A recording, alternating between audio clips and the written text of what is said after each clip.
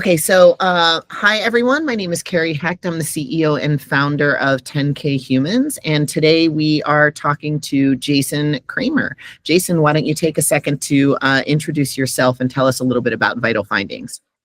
Sure. Thanks, Kerry.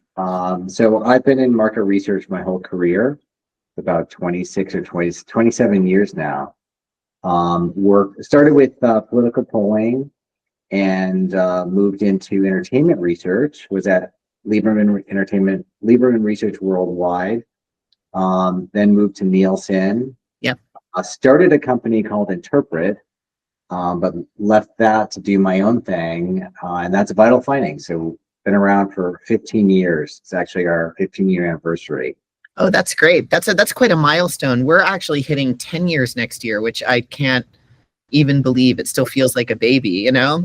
Congratulations. Yeah, I mean, the evolutions and like the ebbs and flows of the business and how much things change, it's like shocking to think back to the early days and how much things have changed.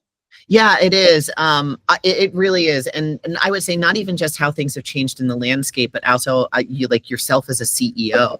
I mean, not to hijack and derail the conversation immediately, but I think about all of the things I wanted to do on day one, and all of the things that you take on and all the directions that you're going. And after a while, you end up having to pull yourself back in a little bit, I think it's great. Like, so I'm a parent now. Yeah.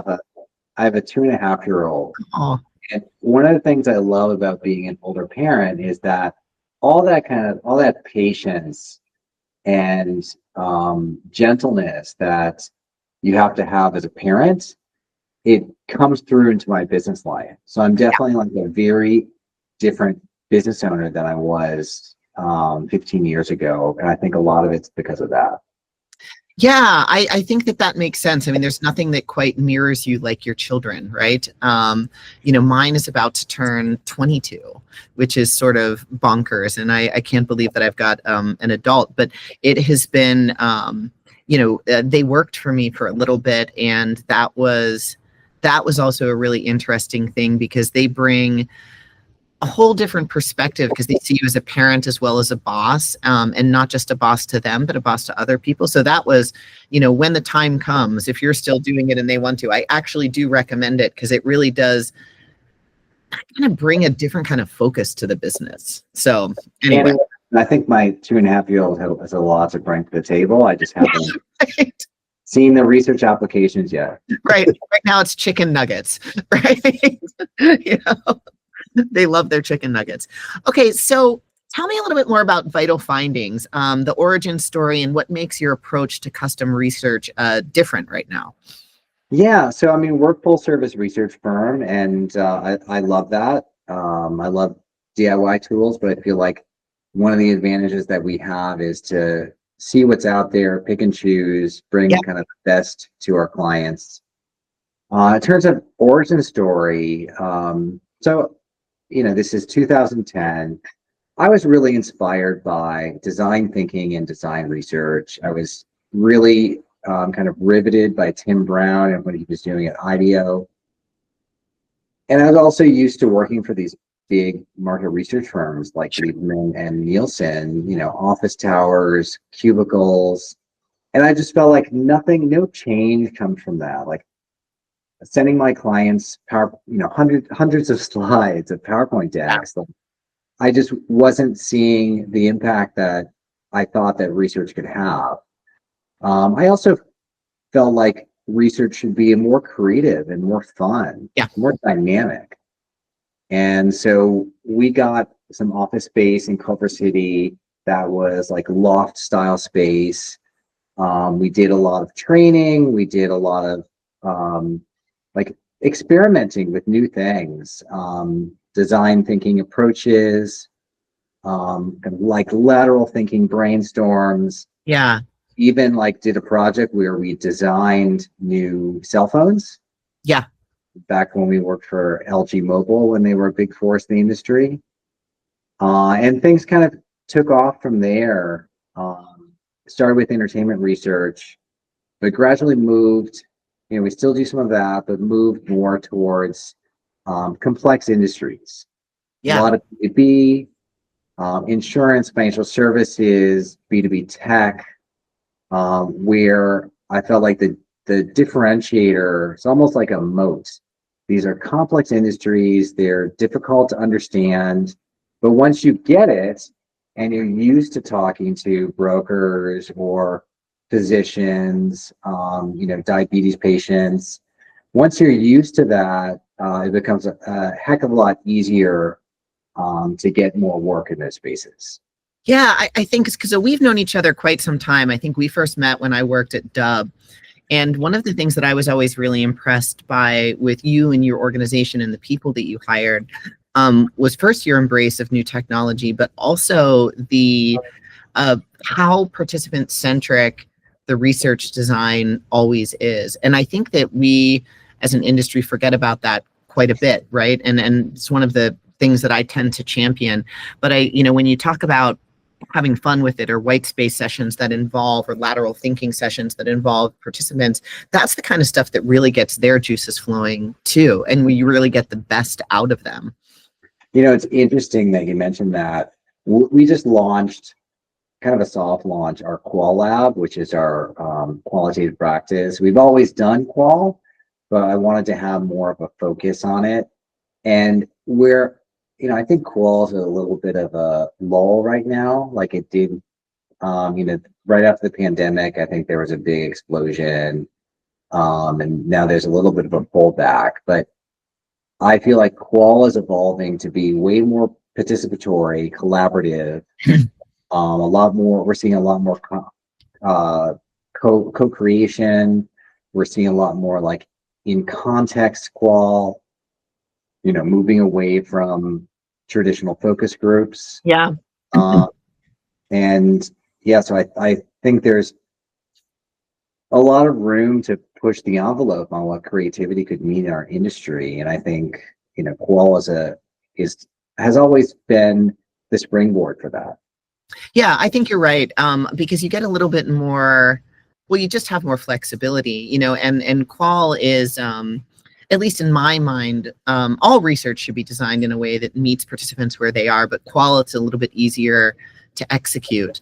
Sort of the good news for Quant, though, is that there's so many tools that are making themselves available now, that it can be a more interesting experience, not just a straight survey that, isn't mobile optimized that you're taking on your phone.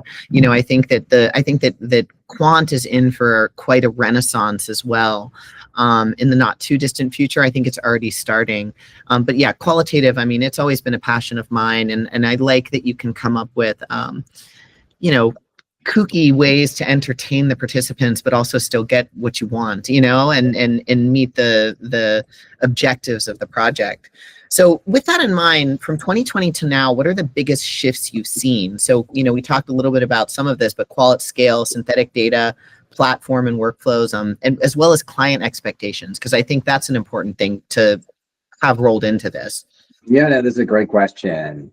I think first of all, jumping back to your comments about quant, I do think that the industry is starting to take art. All the feedback we've gotten for the past 5-10 years about need for shorter surveys, more engaging surveys, fewer enormous grid questions, more humane brand tracking studies. Yeah, right. So I think that is getting better, and I think that's a really key ingredient for improved data quality that we're all concerned about. I think the more I've seen these things over the year, I think that there are trends in what's hot. I think what's currently hot are these qual scale solutions, AI moderation. Sure. I love it. I think there's, I think at its heart, the interesting thing, Kerry, is that we found that the dynamic probe, the kind of AI acting as moderator, it's cool, but it's less revolutionary, I think, than just the idea that you can speak your answers. That you don't have to for a while there was the idea of texting surveys. even that is like a pain in the ass for respondents. Yeah.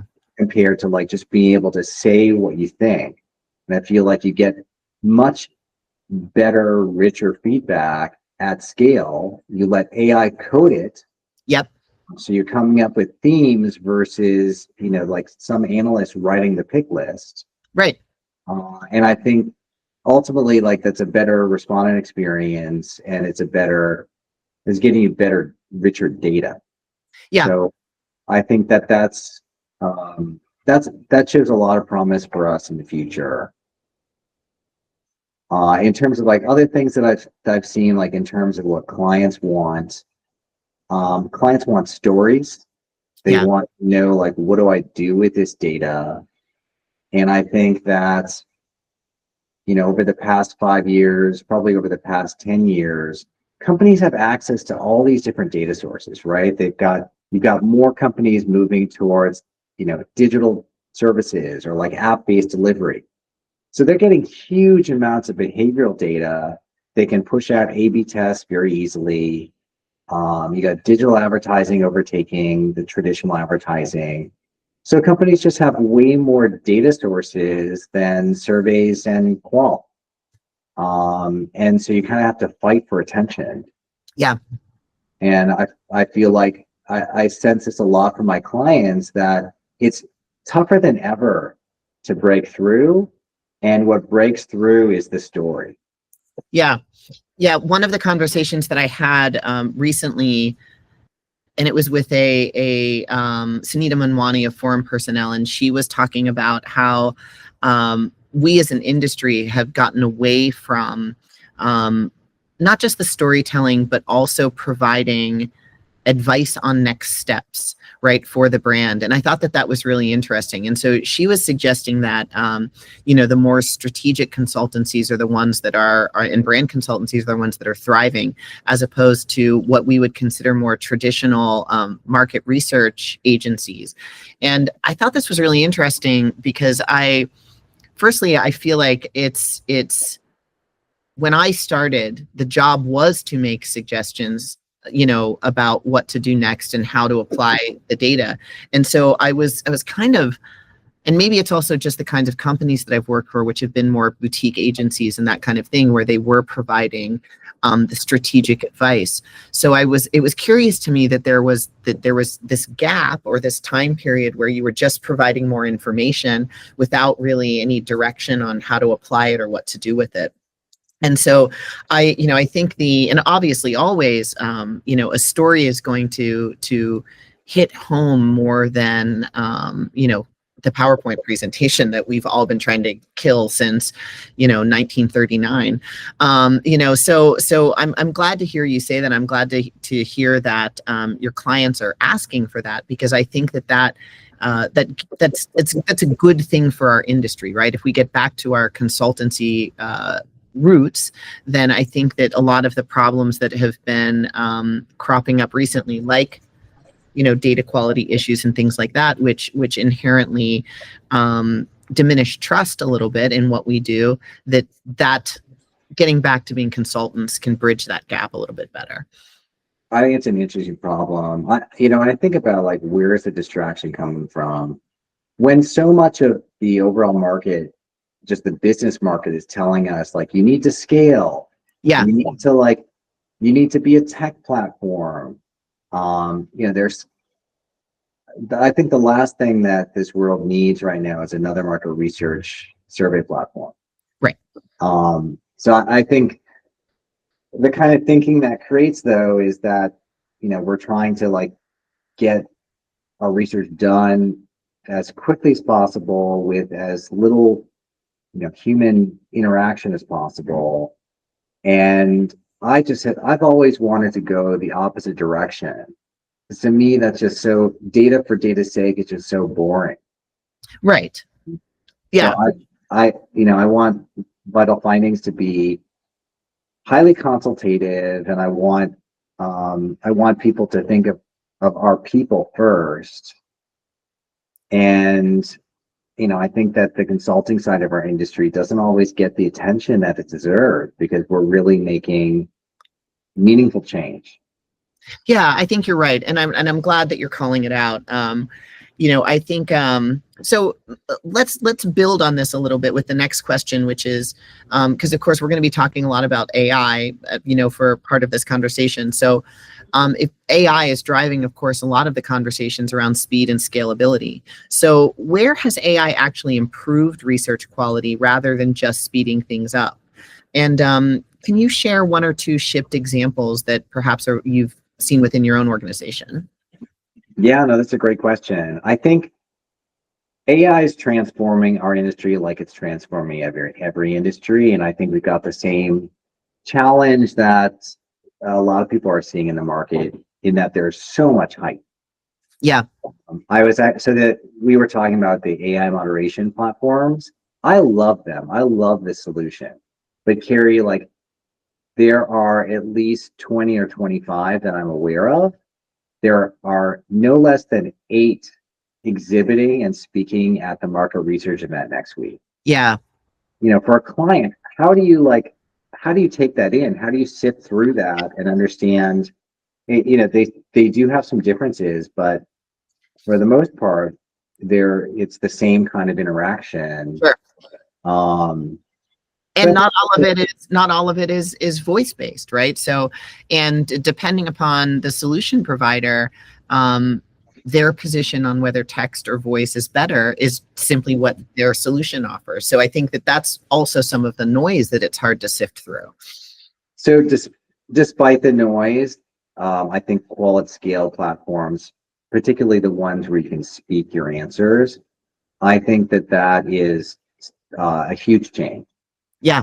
And I found that that's allowed us to create brand new methodologies. We're talking with Microsoft at TMRE about our Qualit massive scale solution, where we do thousands of interviews, thousands of Qualit interviews, like 15-minute interviews that are closer to quant than they are qual. And I think that's a methodology we never would have been able to create before. Yeah.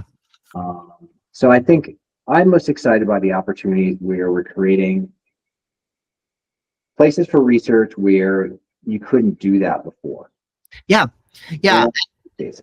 Yeah, and they all become just tools in the toolbox, right? I mean, it was when we first met, and I was working for Dub. Dub was one of the original community software platforms, and there were a lot of people at that time who were very concerned about it replacing focus groups, and of course it didn't, right? And it won't, and this won't either, right? Because there's always going to be room for more tools in the toolbox, and if you think about putting together what a research program looks like now for a client, it is going to be piecing together a series of tools interjected with, your own particular spin and way of thinking it, as well as project management skills that are overlaying it.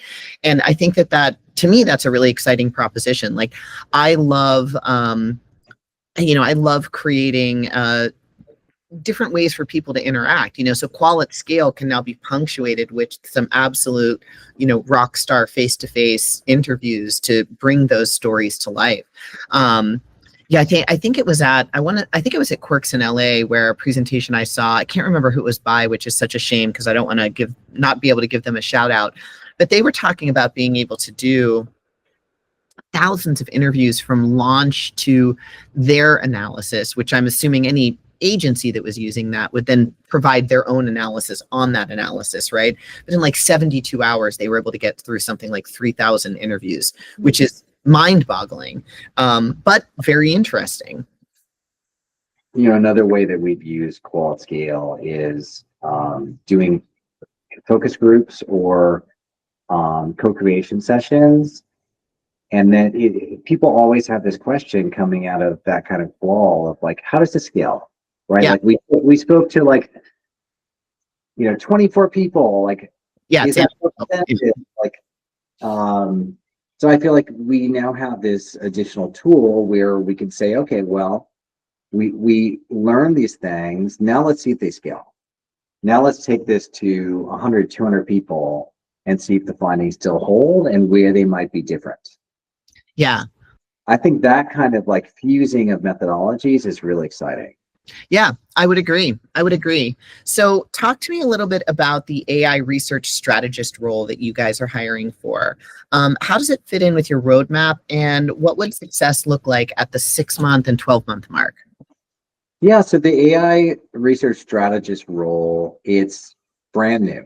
And it came about because, I understand that we need to be an AI first agency, right? We need to like lead our clients and bring them the best solutions and really master these solutions. And everybody at the company needs to participate in that. Like AI is part of everybody's job description now.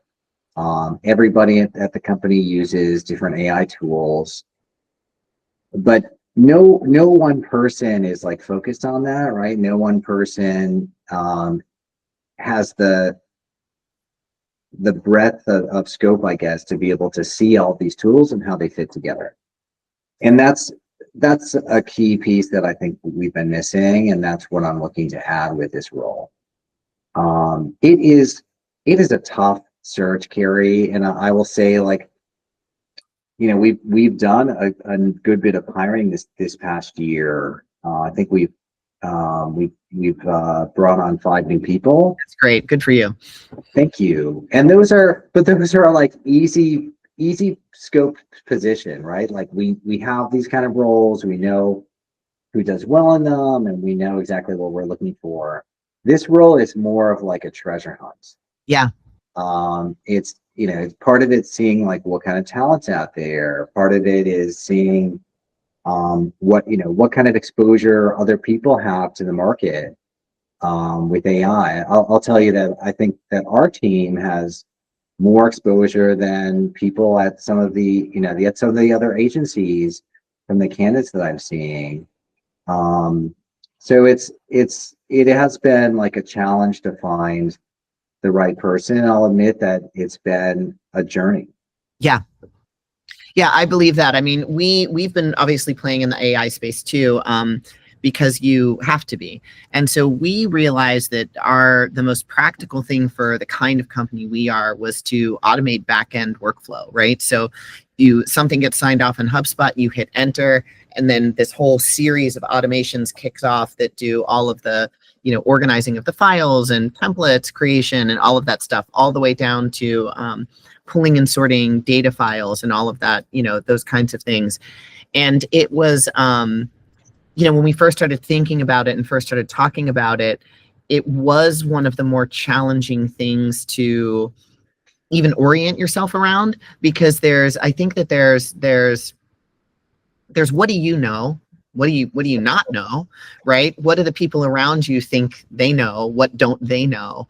And then how quickly is all of this going to change? If it takes you 3 months to build something, is at 4 months it going to be obsolete and there's a better way to do it?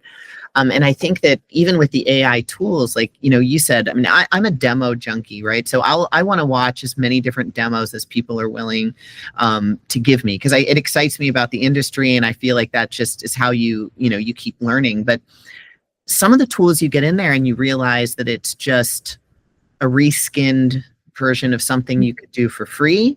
Yeah. And then you've got, like, we have a few people within our own organization who don't want to release control, right? And you have to remind them that it's like, well, you were releasing control to, another person previously, and this is probably a little bit more accurate. So, I mean, I think it really is, I mean, it's unlike any of the other revolutions, shall I say, that I've seen in our industry before. And it definitely is one that's exciting. So, from your original job posting, have you changed it at all? I've done that a couple times in the past year, where it started in one place and ended in another. Yeah, no, I definitely have. So synthetic data wasn't originally a piece of what I was looking for this role, but as its opportunity has grown, I think I've become more convinced that there's a role for that. And me personally, like I'm also a demo junkie. I love, like, do you ever use insight platforms? Yeah. I go to their demo days. Greenbook used to be my go-to for that sort of stuff, and they're still great. But Inside Platforms, got to give them a shout out. Like that, I'm all over what they're coming out with. But that's a kind of like a full-time job Yeah. in out which platforms are worth your time. With this role, means AI moderation is definitely focus. Internal AI efficiency is a focus, but that's actually a smaller part of the role because I need the team to internalize Yeah. those tools, like Colab, for example. Like everyone who does quality needs to do this, or like we're a Google shop for Gemini. Yeah. Obviously, we also use Copilot, work with Microsoft, but everyone needs to understand how that works and have tried it.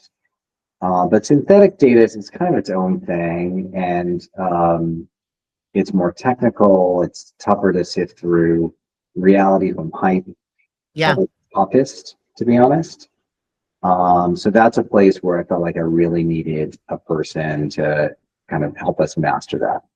I would imagine that's also probably the hardest thing to nail because it is still very emerging. And there's that's one of those ones that too that like I've seen a couple of synthetic sample providers, and it really does seem to be just kind of a skinned version of something else, right? Mm. Or something that you could create yourself with any of the large language models that are out there. And it is something that I am particularly interested in because I do think, I think that our industry doesn't really think about it the right way yet, but I think that we will get there, right? That if you think any sort of like a predictive analysis is really kind of the same thing, or it's in the same ballpark, right? You're taking behavioral data and you're extrapolating out to see what future behavior, how, future people might think, future versions of themselves. But so what was your, if you don't mind me asking, what was your internal like path from thinking, oh no, to yes, to synthetic data? I'll be honest, like I still think it's a wild west, and I still have Yeah. lots and lots of doubts. I have as much doubt as enthusiasm at this point. I think what's gotten me excited is the idea of AI personas, Oh yeah, for sure. more like the qualitative side of synthetic data. On the quantitative side, Qualtrics had a really interesting paper at CRC about having synthetic personas, I guess, take surveys. And at the end of it, I was like, okay, this is really interesting, but like, why? What, like, of all the things you could do with synthetic data, like curing cancer, like, why would you want it to take surveys?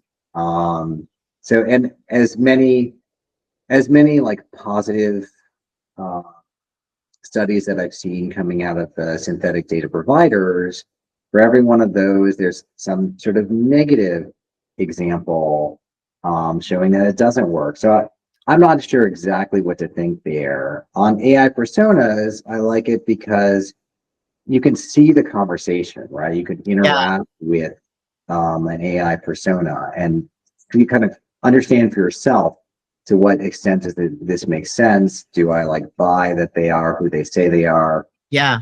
Um, it's a lot more. It's explainable AI. You can understand it intuitively. Yeah. I sometimes feel like the survey taking aspect of it is, I hate to use this term, but I'm going to use it anyway because I think people use it when talking about this, where they say race to the bottom, and I don't know, I don't agree with that because I think that maybe, hopefully, we've already hit the bottom of problems that we see with panel and how we design surveys and how we pay survey takers and how we, you know, like our sample pools are dwindling. They're filled with bots. So it's kind of like, if we're not convinced that the people that we're talking to are the right people or even people, and we don't value their time and we don't value their experience, then maybe it's best left to the computers, and so I wonder if we're pushing ourselves there when it comes to synthetic panel, like actually synthetic taking surveys. Yeah, I mean, if I put my cynical hat on, Kerry, like there's definitely, you've got private equity coming into our industry in a big way. And people are a cost center, like respondents are a cost center. So if I were one of these big private equity backed quant players, why wouldn't I want to drop more dollars to the bottom line and take my sample cost to zero, right? Right. Why would I want to try that? So, but I think it's a big warning sign for our industry. I think that we're at heart, market research is about understanding humans, Right. human behavior, and I think that there's a limit to how far we should be pushing in synthetic data, because I think it can conflict with that mission. Yeah. And that's where we're really shooting ourselves in the foot, and where we're getting away from what we should be at our core as an industry. Yeah. No, I don't disagree with any of that. I don't disagree with any of that. I think, I'll leave my cynical hat over here after I say this, but I just feel like what we've done to panel already has pushed us so far in that direction, that it seems like almost like it has to be a logical next step. And, or perhaps maybe it's, the slightly more optimistic version is that you've got sort of convergent things where it's like, look, if you really do want to do a 45-minute questionnaire, no human being's actually going to do it.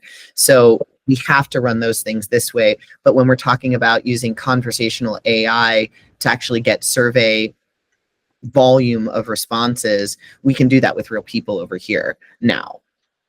I guess I mentioned this at the beginning, but one thing that makes me hopeful, I think there's a data quality initiative. I can't remember the formal name of it, but I think the that's it. Associations have, I think the global ones have really been pushing it. Yeah. And one finding that I really liked and gave me heart is that the average survey length has been going down. Yeah, which is great news. Yes, and I think we're getting back into human territory, and so I think that gives me optimism for the future, that clients and agencies are finally getting the message on what's humanly possible here while still having confidence in the data. Yeah, I've been participating in that initiative for a couple of years now, and with my pride and joy of that is the Participant Bill of Rights. So we just put that out, this year, and now we're going to have a companion piece, which is what we should be expecting of the participants, right? But it was even just having something that was a centric document about respecting people's time and their privacy, and a lot of work, a lot of amazing people participated in that. And I agree with you. I think that it is an incredibly hopeful sign that the associations across the world are all on board with this. I think it's really good. Yeah, no, I really applaud your efforts there. I think it is making a difference. Yeah, and it's important. So when you think about quality scale and synthetic data projects, what business problems are you aiming this role at, and how will they partner with your CRO and task force? Yeah, so I think there are different versions of quality scale. One version I really like is quality massive scale, where it's almost like replacing quants. And because you think about it, you can have thousands of people globally taking a 15-minute interview where they say in their own words what matters to them, versus having an analyst write up a pick list. I think that's ultimately stronger data, and I think it's potentially a survey replacement. On the other side, you've also got this opportunity to bring projective techniques, more kind of traditional creative qual into this new medium, and do different things with it. Like what I've mentioned before, where you can, start with traditional qual and then scale it up. Yeah. With that kind of method. So I think that unleashes some more creativity. On the synthetic data side, it's really focused on those AI personas and what can you do in qual, that kind of follows that explainable AI principle of you can see what the personas are saying, so you Yeah. can understand and kind of gut check it, versus seeing synthetic survey data where you just have to trust that it's 90 or 95% or whatever the company is claiming, right? You really have to put a lot of faith in that. Yeah, and I think there's more opportunity, I think, to train your own models on data that you have collected yourself too, if you're talking about persona development. Again, like a lot of these things, or using the data that the company has collected historically, which again is true data, especially if it's related to like purchasing behavior and things like that. Okay, so I love this question. Because I've had two, before I ask it, I'm going to set it up a little bit. So I've been talking to a bunch of different people and some of the headhunters and executive recruiters in our industry around this question. And so we've been talking about resumes, right? And some of them love resumes that have been that have used AI to help them, and some of them hate resumes that have used AI to help them. So when you screen candidates for this role, how are you determining whether the experience that they have is actually just tinkering, or whether it's something that has had impact, and what kind of proof points are you looking for? That's a great question. I mean, first of all, I want to see AI in every resume. And by that, I mean like experience using AI. Yeah. And I want to see that people are curious about it, and that, especially for this position, the AI strategist, that they're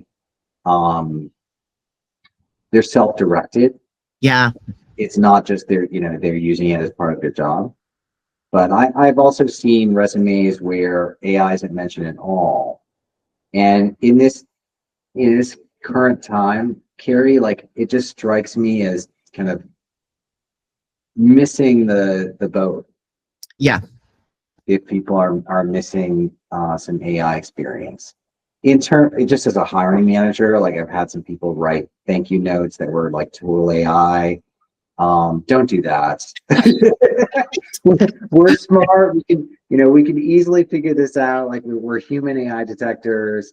Yeah. And it just rubs me the wrong way. I think in terms of like AI as a tool to help people build their resumes, I don't see anything wrong with that, as long as the end product's like anything else for AI, like it's your first draft, and it's clear that this is something that's coming from you at the end of the day. Yeah, it really is. Like, I find for myself that even if I'm using AI to help facilitate something, I could still spend hours on it, in all of the the different ways that you're interacting with it, and the conversation that's ensuing around it, and making sure that it's right. And I do think that I definitely have seen some things, including some presentations at conferences, where it's been obvious that it has been used as more than an assistant, and it always is a little bit disappointing. But I think, like you said, we are getting more experienced at determining this. So I don't know. It's always a little humorous too, I suppose. I do. I guess to expand a little bit in terms of resumes, I want to see specific examples. Yeah. So it's interesting. I think there was a day, and maybe corporations still want to see theirs, where you mentioned something like improved efficiency 138%. I would rather see a specific example of how you did that. Yeah. And the way that it's impacting the way it is impacting the quality of the work, and the time of the people, not from an efficiency standpoint necessarily, but also just from allowing them to focus on the things that they should be focusing on, which is, client communications and understanding the problems and that kind of thing, not, necessarily doing, work that is easier done by a tool. So, I mean, I think that there are a lot of I think that you're right, that it's really important to have those examples. I mean, even for things that I'm doing outside of, 10K, I'm using it to help write basically a book for people that have been diagnosed with immune deficiencies. And so using it to set up the entire structure of it so that there's symmetry between each of the chapters. And then as you finally get it set up, to ask you the questions to fill in each of the different sections so that you can then type it in your own voice, and using it to make that voice consistent across the board. But I mean, there's tons of different ways that you can be using it, that I think also show your unique way of thinking, and that is how it should be used. Yeah, no, I agree. And I think there are a lot of people who just, and myself included, like there's nothing scarier than sitting in front of a blank page.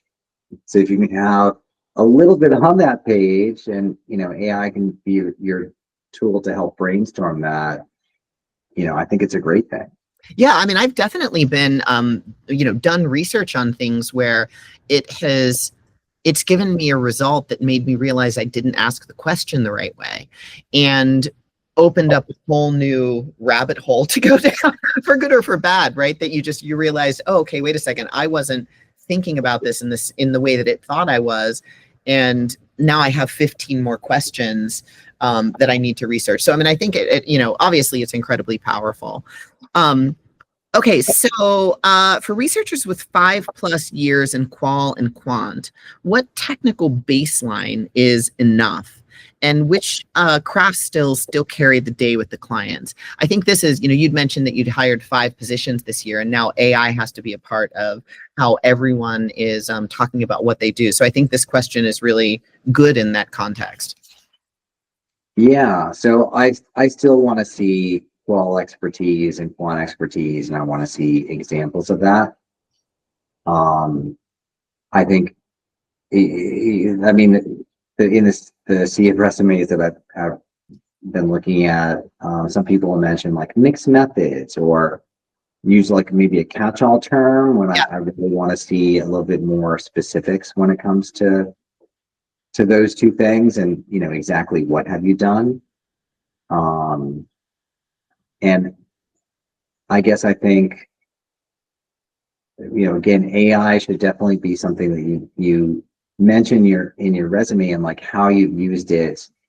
I think for people who are looking for a position now, I think the two things I'd say is like show how you're upskilling. Yeah. Right, because I think that is a key differentiator right now. And also be very clear about what you've done and the exact type of experience that you have. Yeah. Now, when in some of these roles that you're hiring, or even in just your sort of more broad experience, we were talking a little bit about, before we hit record, about people that are sort of entering into the workforce that don't necessarily have the foundational research skills, but perhaps are more technically savvy, versus people who've been around the block a few times, who've had have the the research skills and understand historically why we've done things the way that we've done, but are perhaps a little bit more resistant to using AI as a tool. How are you seeing that play out, if you're seeing it play out? I've looked at this from a little bit different perspective. So we stopped hiring entry level right after the pandemic. And the reason we did that was because we're a remote first company, and it was so tough to train people from scratch. And we've got 30 analysts, so we're small enough that we can hire people who have a little bit of experience. I definitely would like to come back to that and give back to the industry and start hiring entry level again. But I think,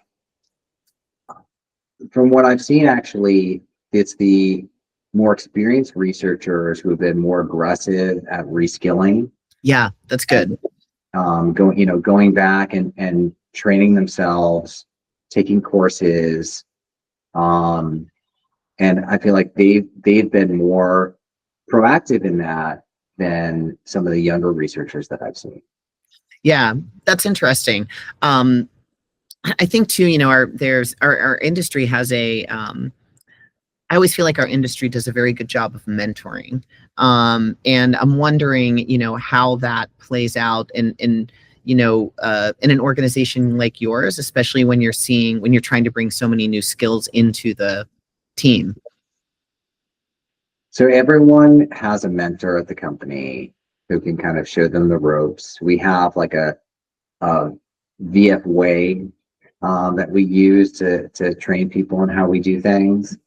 I don't know if this has been your experience, but I think our organization has a lot of idiosyncrasies to how we do things and very high expectations. And it can be tough for new people to learn that. Yeah, I we have think it, that experience too. it's definitely like having that one-to-one time, having managers who are willing to take time out. If they've got to get a first draft from somebody who's new, like not just changing it, but like going back and explaining why and shadowing. I Yeah. think is really important. But it all takes time. That kind of training. As an organization, you need to make room for that. Yeah, I would agree. And I think that what's important to new people coming into a team is not just what they bring, but also, of course, what they're going to learn while they're there, which is hopefully forever. And I think that that's one of those things that is really important to bring to the forefront when you're having those conversations with potential new hires, like that this is what you can expect to learn while you're here. I think that's important.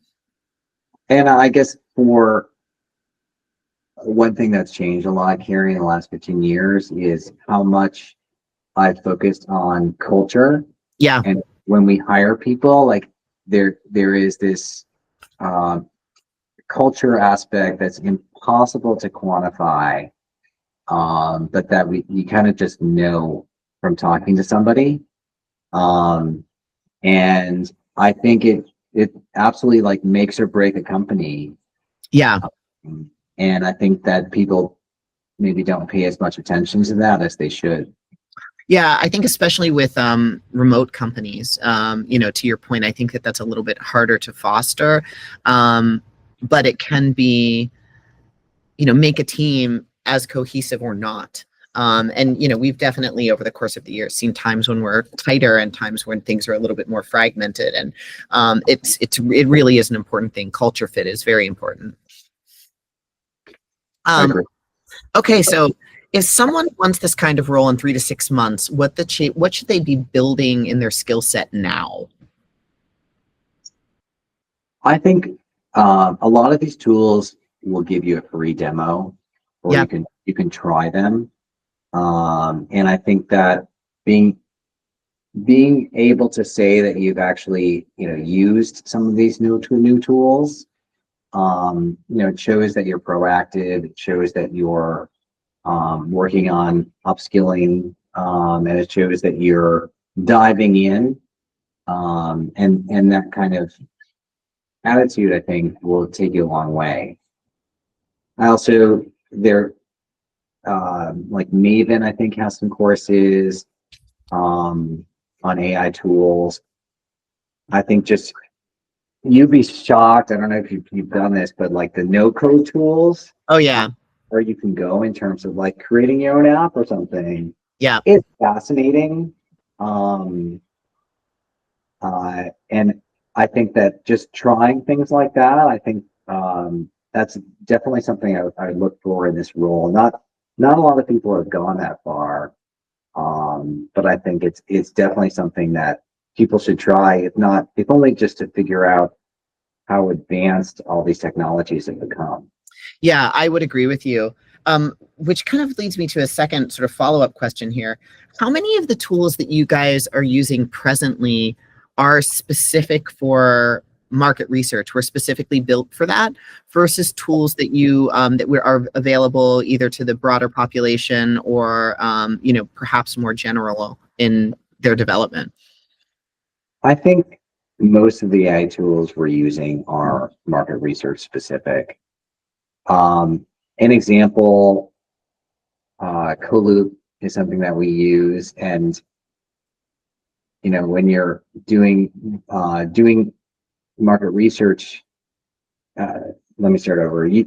There are a lot of tools that can help you with text analysis, right? Or like you could upload your transcripts to pretty much anything and get some sort of analysis out of it. But as an example, we do a lot of concept testing and or like ad testing, where you won't have the name of the ad or the name of the concept necessarily tagged in your transcripts. Like respondents aren't saying that. So like a market research specific tool is going to help you pull that out. So I think there is a lot of value to people creating these tools specifically for market research. I think the holy grail tool that I would love to see, Kerry, is an AI tool that can help us with quant data analysis. That can help us work with data tables in a new way. And I know that people are working on this, but I've yet to see something that I feel like is is 100% there. Yeah, mine is the one that I'm praying for is where you just upload a screener and it programs itself into a survey without having to do any actual programming. And I know that's coming too, right? So I've seen there are a couple people who are actively working on that. So hopefully not too far in the future. Yeah, I've played with it a little bit too, in even just using some of like the AI tools that are, kind of generally available, where you're like, hey, writing something sort of super simple and just saying, can you program this into a survey for me? And it will, which again, I think is really interesting if you think about what that, another area that's going to be massively disrupted in our industry is, software as a service. If you can just say, to your point with no code or low code, where you can just say, hey, go build this for me. And it does. The good and the bad of market research is that so much of what we've been doing has been manual. Yeah. Our expectations are low, Also it makes it tough to replace because there are all these compartmentalized systems that you have to make work together that, it's not just one problem, it's like 5 or 6 problems. Yeah, that's right. And you have to build the bridges for them to talk to each other, which is also, those things break. If you haven't checked out N8N, so Nancy 8 Nancy, and it's an AI tool that helps you figure out what the right AI tool for you to use is. So that's one of my favorite ones because you can throw problems at it and it will tell you this for this, this for this, this for this, this for this. So just as an aside. Yeah, thank you. Yeah, of course. Okay, so last question. What should our industry stop doing and start doing next quarter as AI raises the bar on insights and outcomes rather than just margins? That's a great question. I think continuing to address participant quality, and I think the issue there, Kerry, is that fraud has become like a word that you can sell with. Yeah. If you're a panel provider or a respondent provider. And so it's all you hear is fraud, fraud, fraud. Unfortunately, it's what a lot of clients hear. Yeah. And it distracts from the real need for our industry to improve the respondent experience. I think Qual Scale goes really far with that. Shorter surveys, more engaging surveys, higher incentives.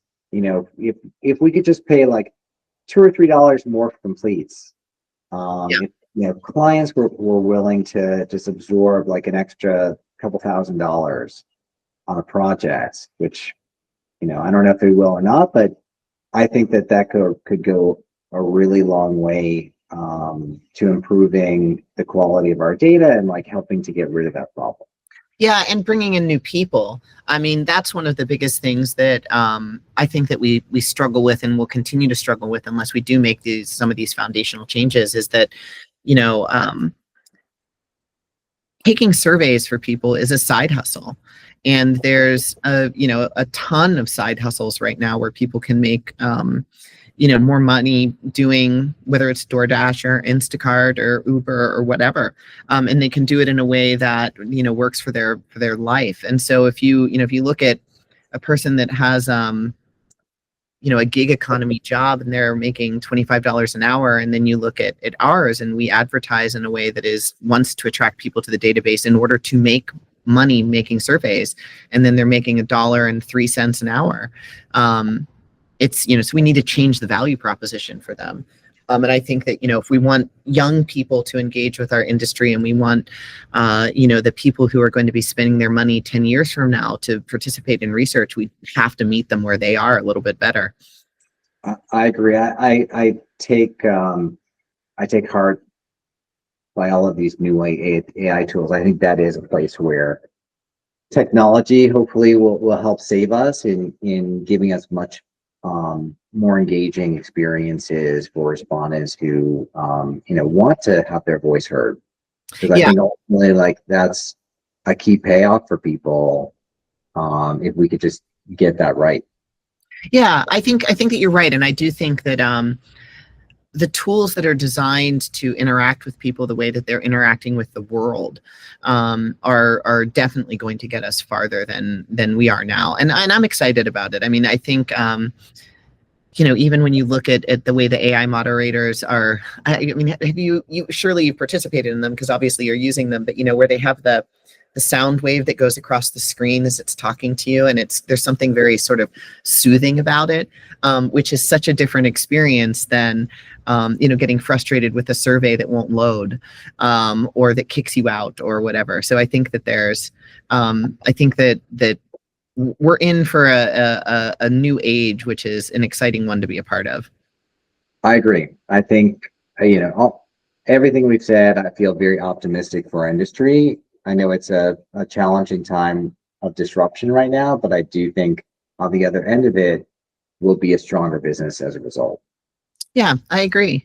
Well, thank you so much for your time today. I appreciate it. That was fun. No, that was not work at all, Kerry. And I appreciate you reaching out to me.